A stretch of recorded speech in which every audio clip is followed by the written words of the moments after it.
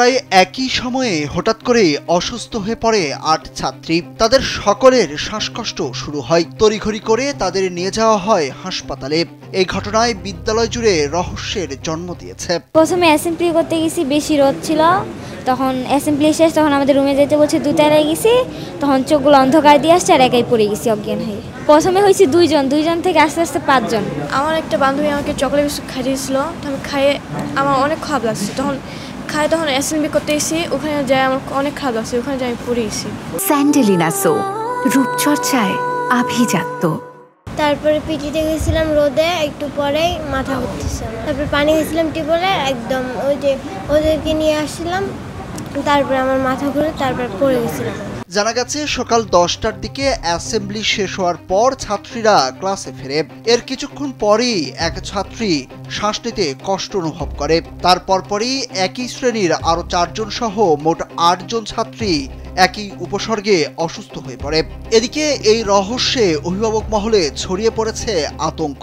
সিঁড়ি থেকে পড়ে গেছে, ২ তলায় উঠছে অ্যাসেম্বলি করে, তখন পড়ে গেছে, এইটুকুই শুনছি। স্কুল অভিভাবকরা বলতে পারবে কোথা থেকে সমস্যা হইতে পারে। এখন আমরা যদি তদন্তকে দেখতে পারি, এটা বলতে পারবো সঠিকটা। হাসপাতালের আবাসিক মেডিকেল অফিসার মঞ্জুরুল ইসলাম জানিয়েছেন, অসুস্থ ছাত্রীদের অক্সিজেন দিয়ে নিবিড় পর্যবেক্ষণে রাখা হয়েছে। প্রাথমিক সতর্কতা হিসাবে মুখে খাওয়ার যে কোনো খাবার আপাতত বন্ধ রাখা হয়েছে। ২৪ ঘন্টার পর্যবেক্ষণ শেষে পরবর্তী সিদ্ধান্ত নেওয়া হবে। আজকে সকালবেলা আমাদের ২৫০ শয্যাবিশিষ্ট জেনারেল হসপিটালের ৬টি শিশু এসেছে। তারা স্কুলের বাইরের কোনো একটি দোকান থেকে চকলেট বিস্কুট কিনেছিল এবং তারা টিফিনের সময় এই বিস্কুটগুলো খেয়েছিল এবং একই সাথে ৬টি বাচ্চা অসুস্থ হয়ে এই হসপিটালে চলে এসেছিল। প্রাথমিকভাবে তাদের শ্বাসকষ্ট হচ্ছিল এবং আমাদের এখানে যারা কর্তব্যরত চিকিৎসক আছেন তারা প্রয়োজনীয় চিকিৎসাপত্র প্রদান করেছেন। এখন তারা সুস্থ আছে।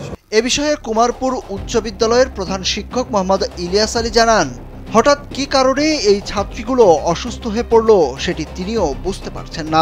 তবে তাৎক্ষণিক হাসপাতালে নেওয়ার পর বর্তমানে সুস্থ আছে সবাই। অ্যাসেম্বলি হওয়ার পরে প্রথম পিরিয়ড ক্লাস শুরু হয়। প্রত্যেকটি শ্রেণী কক্ষের শিক্ষকরা পাঠদানের উদ্দেশ্যে অবস্থান করে। ইতিমধ্যেই ৬ষ্ঠ শ্রেণীর খ শাখার কয়েকজন বাচ্চা আংশিক অসুস্থতা বোধ মনে করে। তাৎক্ষণিকভাবে আমরা অভিভাবক এবং স্থানীয় ডাক্তারের ট্রিটমেন্ট নিয়ে ঠাকুরা সদর হাসপাতালে নিয়ে যাই জরুরি বিভাগে। সেখানে ট্রিটমেন্ট করে তারা সম্পূর্ণরূপে সুস্থ আছে। ঠাকুরগাঁও সদর উপজেলার কুমারপুর উচ্চ বিদ্যালয়ে একই সময়ে ৮ ছাত্রী অসুস্থ হওয়ার এই ঘটনা ঘটেছে। ছাত্রীদের দাবি, পানি খাওয়ার পরপরই তাদের শ্বাসকষ্ট দেখা দেয়। সুরুজ আহমেদ, কালবেলা।